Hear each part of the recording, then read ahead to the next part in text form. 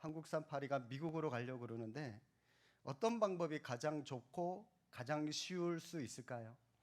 물론 많은 방법들이 있겠지만 파리의 입장에서 제일 쉽고 제일 편안한 방법은 미국으로 가는 사람이나 미국으로 가는 그 짐 캐리어 있죠. 그게 딱 달라붙어 가지고 딱 달라붙어서 그냥 그 비행기 타고 같이 가면 되는 겁니다.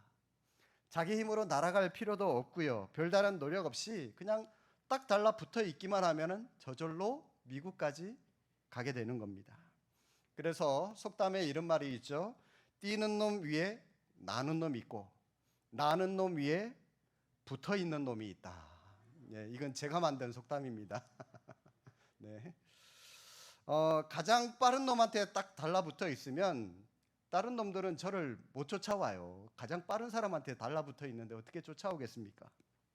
마찬가지로 가장 힘이 센 사람한테 딱 달라붙어 있으면 다른 사람들이 함부로 나를 못 건드려요. 저 때문이가 아니라 저의 배경이 되는 그 사람 때문에, 힘이 센 그 사람 때문에 함부로 저를 시비를 못 걸죠. 제가 중학교, 고등학교 때, 제 때는 이 80년대 말 90년대 초에는 왜 그렇게 동네 건달들이, 깡패들이 많았는지 이 동네 골목골목에 몇 명씩 서 있다가 애들이 지나가면은 야, 너 일로 와봐. 불러다가 500원 내놔, 1000원 내놔. 좀 쏙도 좁아요, 그죠? 10,000원도 아니고 1,000원, 2,000원 그렇게 뺏는 그런 동네 건달들이 저희 학창 시절 때는 굉장히 많았어요. 그런데 저는 중1부터 고3까지 돈을 한 번도 빼앗긴 적이 있을까요? 없을까요? 저는 한 번도 없어요. 왜냐하면 저랑 같이 등교하고 하교한 제 친구가 강호동처럼 발육이 굉장히 왕성해서 강호동처럼 중1인데도요 고등학생처럼 보였고 고등학생인데도 웬만한 어른들, 군대 갔다 온 어른들처럼 보인 그런 외모를 가진 친구가 있어가지고 아무도 그 친구 때문에 저를 건들지를 못했어요. 제가 살려고 그렇게 친구 삼은 게 아니라 초등학교 때부터 같은 동네에서 같이 학교 다니고 그러다 보니까 걔가 무서워서 아무도 그 아이와 함께하는 저도 그렇고 다른 친구들을 함부로 건들지 못하는 그런 것들을 보면서 야, 힘센 친구도 한 명쯤은 있어도 참 좋구나라고 하는 것을 많이 저는 경험하면서 살아왔습니다. 가장 빨리 달리는 사람한테 붙어 있거나 가장 힘이 센 사람한테 딱 달라붙어 있으면 나는 별 힘 안 들여도요 그냥 저절로 가요. 다른 사람들이 함부로 시비 걸지 못합니다.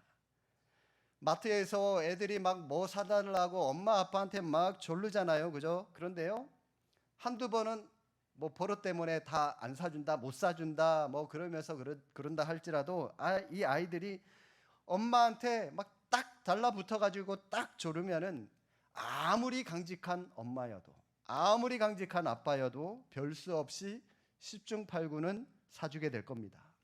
붙어 있으면 목적을 어느 정도 달성할 수 있다는 거죠. 자, 여러분, 이런 의미에서 우리가 이 땅을 살아가면서 아름다운 신앙의 열매를 맺는 방법이 있는데 의외로 간단합니다. 뭘까요? 어떻게 하면 될까요?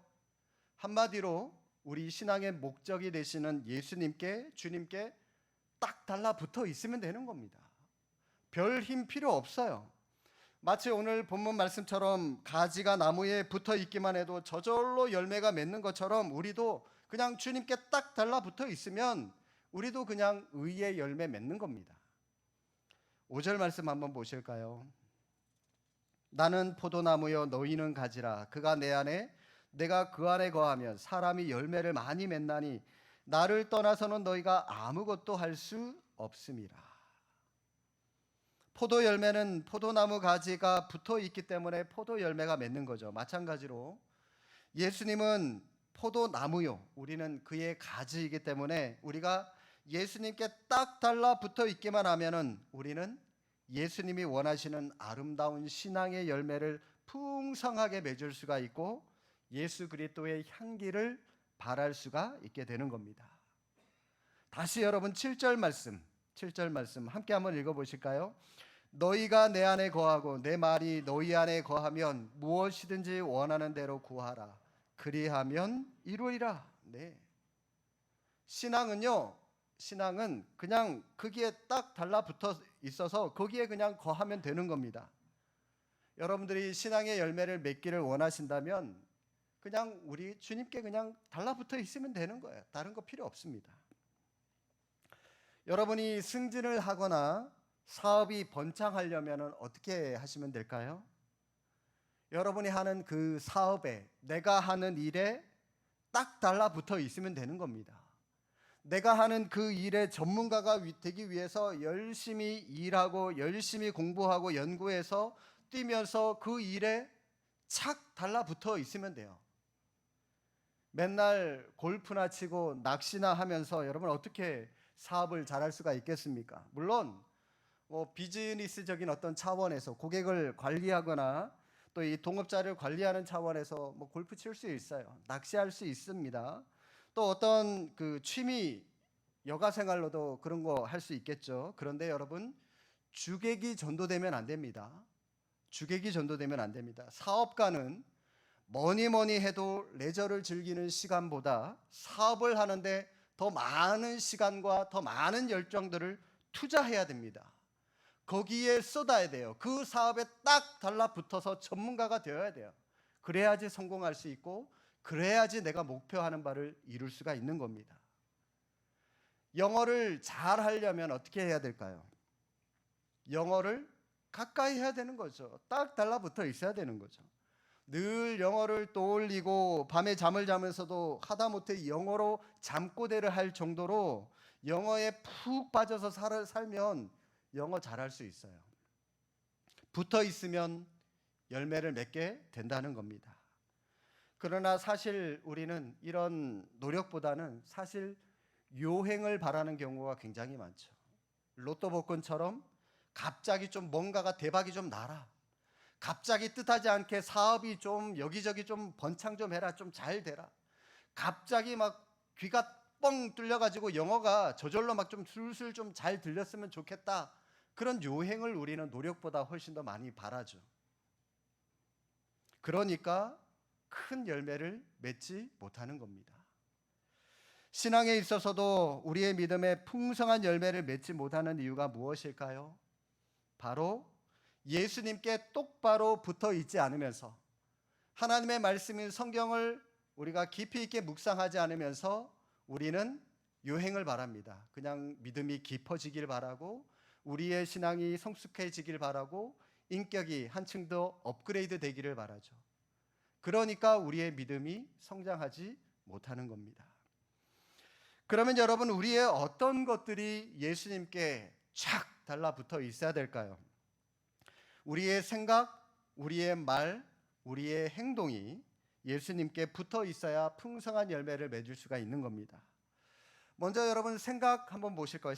일단 우리의 생각이 예수님께 붙어 있어야 됩니다. 사람은 하루에 5천여 가지가 넘는 굉장히 많은 생각들을 한다고 합니다. 그 중에 많은 생각들 중에 황금을 캐내는 그런 귀한 생각들이 있는가 하면은 또 전혀 쓸모없는 백해무익한 그런 생각들도 많이 합니다. 여러분 인류 문명의 역사는 인간의 상상력의 역사라고 할 수가 있습니다. 그 상상력이 어떻게 하면 편안해질 수 있을까? 어떻게 하면 좀 더 이 무거운 짐을 우리가 쉽게 질 수 있을까? 어떻게 하면 우리가 좀 더 나은 생활을 할 수 있을까? 그런 상상력들이 호기심들이 개발되고 발명품으로 개발이 되고 그게 또 상용화가 되고 해서 지금 문명이라고 하는 역사들이 지금까지 쭉 이루어오지 않았습니까? 생각이 그만큼 중요하다는 거죠. 생각이. 여러분이 인생을 멋지게 펼치고 싶다면 지금부터 여러분의 생각을 예수님께 굴복시키셔야 됩니다. 들어가는 것이 나오는 것을 결정합니다. 우리의 생각이 우리의 입술과 우리의 행동을 결정한다는 겁니다. 내가 어떤 생각을 하느냐에 따라서 우리의 말과 행동이 나오는 거죠. 하지만 많은 그리스도인들이 예수님을 믿으면서도 생각의 변화가 없는 분들이 있습니다. 생각을 잘 안 하려고 해요. 영화를 봐도요, 좀 생각을 좀 깊이 해야 되는 영화는 흥행을 못 해요. 그냥 때려 부수고 웃기고 그렇게 그냥 단순한 그런 영화들이 많은 사람들이 보게 되는 거죠. 그만큼 영화 하나를 보더라도 생각을 하려고 하는 그런 영화들은 흥행이 되지 않는다는 거죠. 생각이라고 하는 것이 기껏 해봐야 자기 중심, 자기 기분 그런 것들을 위한 생각밖에 못합니다. 오늘날 이 시대가 생각이 없는 시대입니다. 생각을 하기를 싫어해요. 여러분, 원죄가 뭡니까? 원죄? 교만이나 불순종, 이게 원죄가 아닙니다. 이거는 죄의 결과죠. 원죄는 로마서 1장에 나와 있는 것처럼 그 마음에 하나님을 두기 싫어하는 것, 그게 바로 죄의 시작이죠. 원죄입니다, 그게. 정신병의 원인이 인간의 연약함 때문인지 아니면 귀신 때문인지를 연구를 해서 유명하게 된 정신과 의사가 있는데, 스콧 팩이라고 하는 분인데요. 이분이 로마서 1장에 나와 있는 그 말씀을 토대로 해서 원죄에 대해서 이런 말을 했습니다. 원죄란 생각의 게으름이다. 원죄란 생각의 게으름이다. 여러분, 원죄가 하나님을 자기 마음에 두기 싫어하는 게 원죄라고 말씀을 드렸죠. 하나님을 내 마음에 두기를 싫어한다. 다른 말로 하나님을 생각하지 않는다는 거예요. 하나님이란 존재에 대해서 생각하지 않는다는 거예요. 그러니까 원죄라고 하는 것은 생각의 게으름이다라고 이분이 이렇게 정리를 한 겁니다. 바꾸어 말하면, 좀 더 현실적으로 말씀을 드리면, 우리가 깊이 생각하지 않기 때문에 쉽게 범죄할 때가 많다는 겁니다. 조금 열받는 일이 있어도 생각해야 돼요. 좀 참아야 돼요. 저 사람이 왜 저렇지? 왜 저렇게 나에 대해서 안 좋은 얘기를 하고 있지? 나를 화나게 하지? 생각하면은, 그 사람의 입장을 생각하면은 이해할 수 있어요. 화를 좀 어느 정도 참을 수 있어요. 그런데 생각을 안 하니까, 다짜고짜 상대방이 나에게 큰 소리 내니까 나도 상대방에게 큰 소리를 내게 되는 거죠. 생각을 안 하니까 그렇게 되는 겁니다. 사실 충동에 의해, 또 대부분들이 호기심에 의해, 유혹에 의해, 선동에 의해, 이런 때에 우리가 범죄할 때가 많지 않습니까? 그러나 여러분, 생각부터 한번 잘 해보십시오. 그러면 정상적인 생각을 가진 사람이라면 마귀의 유혹에 우리가 쉽게 넘어가지 않게 될 겁니다. 이 부분에 대해서도 성경은 이렇게 말씀합니다. 골로새서 3장 2절에 위의 것을 생각하고 땅의 것을 생각하지 마라. 위의 것, 하나님의 것, 하나님의 뜻을, 하나님의 방법을 생각할 것을 골로새서도 우리에게 말씀하고 있습니다. 또 로마서 8장 6절에도 이렇게 말씀합니다. 육신의 생각은 사망이요 영의 생각은 생명과 평안이니라. 어떻게 하면 잘 먹고 잘 살지? 어떻게 하면 돈 많이 벌지? 이왕이면 이런 육신의 생각보다는 어떻게 하면 하나님이 기뻐하실까? 어떻게 하면 내 남편을 교회로 데리고 오지? 어떻게 하면 저 사람에게 하나라도 더 유익이 될까? 하나님의 것, 영의 것을 우리가 생각하면 생명과 평안이 우리에게 주어지게 된다라고 하는 거죠. 자, 생각을 여러분 우리가 예수님께 딱 붙잡아 두셔야 되고요. 그 다음 예수님께 붙어 있어야 할 것은 우리의 말입니다. 그 생각이 우리의 말을 통해서 밖으로 드러나게 되는 거죠. 내 입술로 여호와 하나님을 높일 수 있고 불신자를 전도할 수 있는 것, 그게 바로 말입니다. 이런 이야기가 있어요. 생긴 지 오래된 이발소가 있는데, 그 이발소 맞은편에 새 이발소가 개업을 했습니다. 새 이발소에 이런 광고판을 그 가게 앞에 붙여놨습니다. 단돈 5,000원에 이발해 드립니다. 그 다음날 그 광고판을 본 건너편의 이발사가 이렇게 광고판을 붙였답니다. 우리 집은 5,000원짜리 이발을 멋지게 고쳐드립니다. 재밌는 얘기지만 사실 제3자의 입장에서 보면은 서로 말 가지고 서로 막 신경전을 벌이고 있는 거잖아요. 그죠? 우리는 이렇게 늘 말로 신경전을 벌이면서 우리들 안에서 우리끼리 그냥 에너지를 소비할 때가 많이 있습니다. 배우자나 직장 동료에게 괜히 말대꾸를 하거나 그 말로 화풀이를 하고 싶을 때가 있지 않습니까?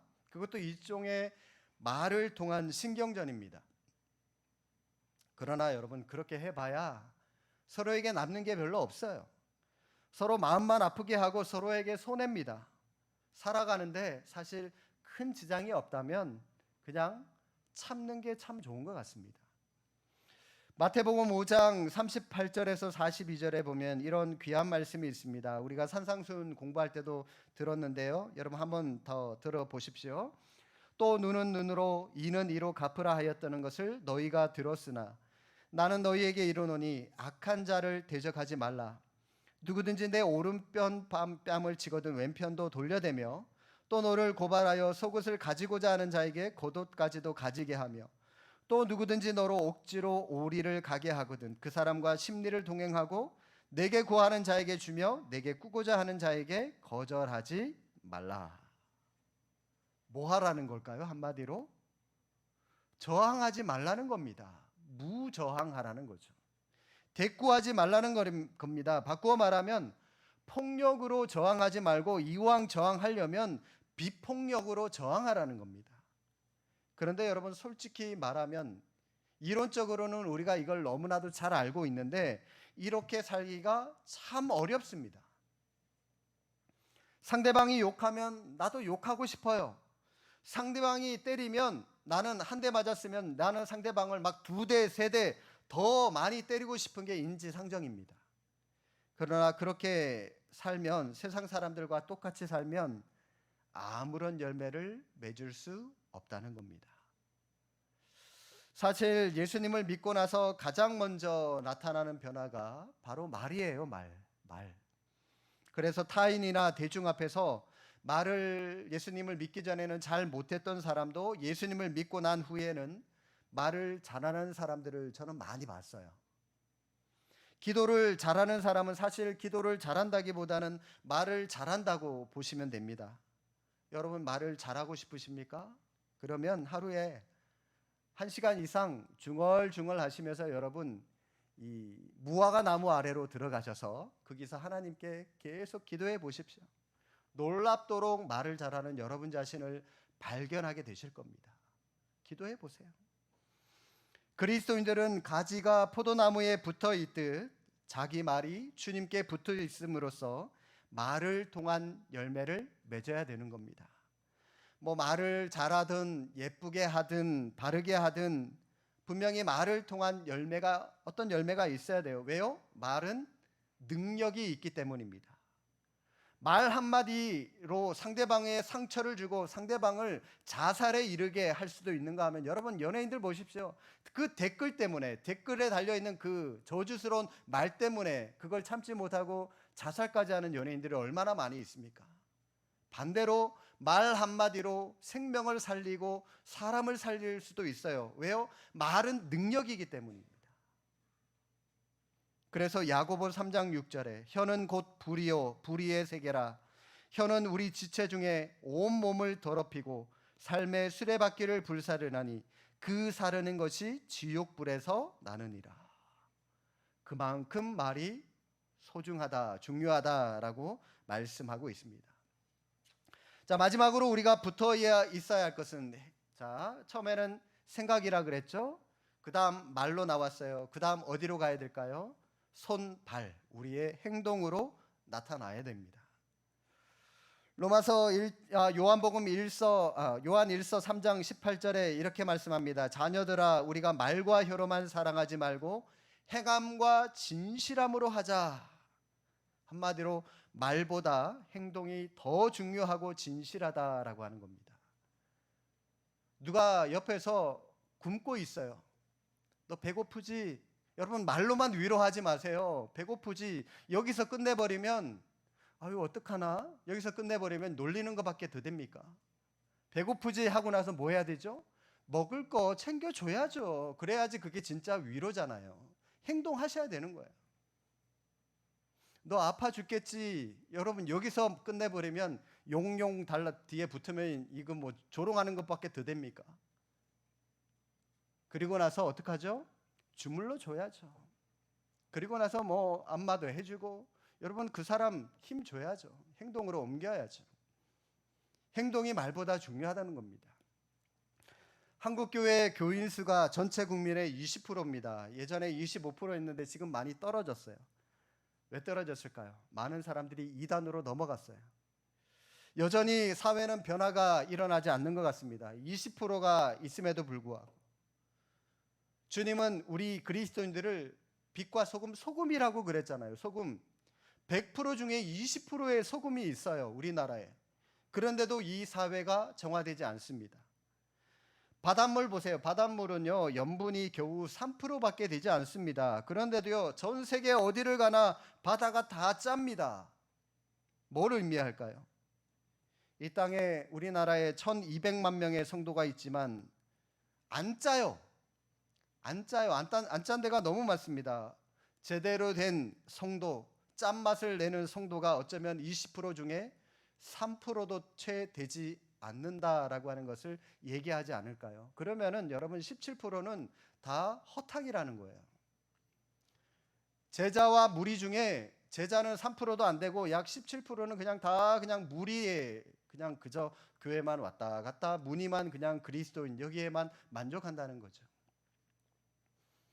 이제 우리 한국 교회 성도들이 신앙생활이 뭔가에 대해서 저와 여러분들이 먼저 좀 진지하게 생각해 봐야 할 때지 않을까 생각이 듭니다.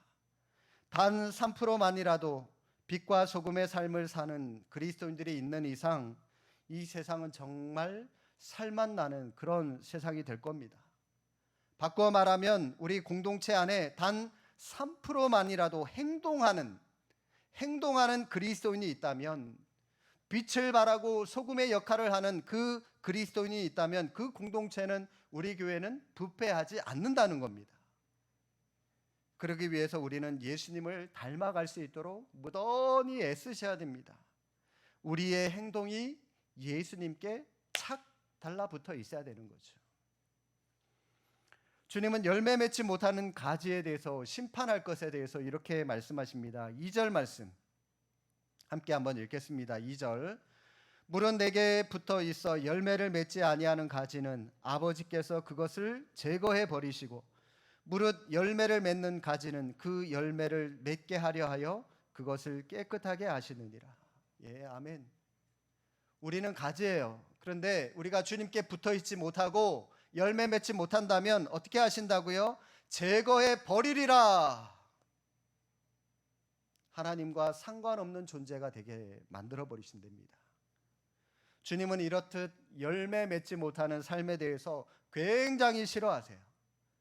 6절에도 이렇게 경고하십니다. 사람이 내 안에 거하지 아니하면 가지처럼 밖에 버려져 마르나니 사람들이 그것을 모아다가 불에 던져 사르느니라. 불태워 버릴 건다.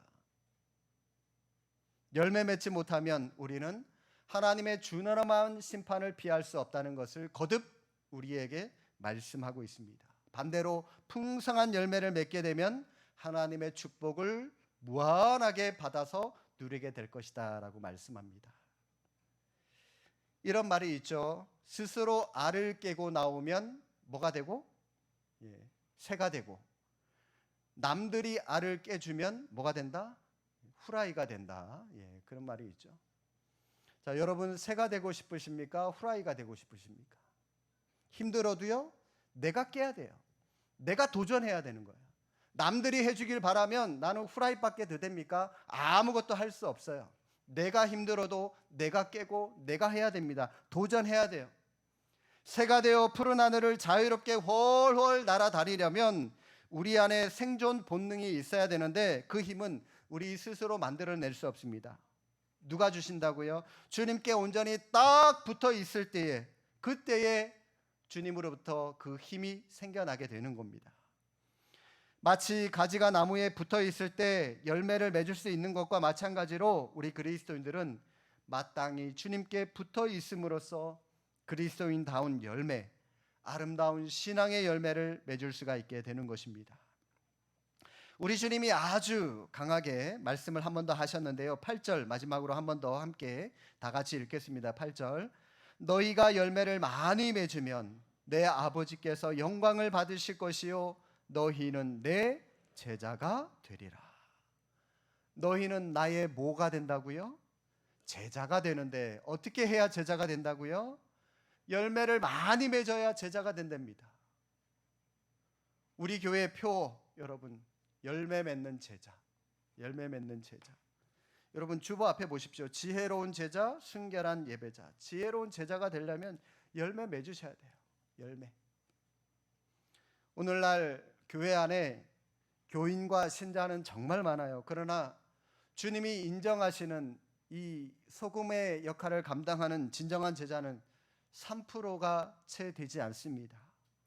이 자리에 앉아있는 우리들만이라도, 저와 여러분들만이라도 우리의 생각과 말과 행동이 주님께 딱 붙어 있음으로 말미암아 풍성한 열매를 맺고 함께 주님이 인정하시고 기뻐하시는 진실한 제자들 다 되어줄 수 있기를 주님의 이름으로 축복합니다.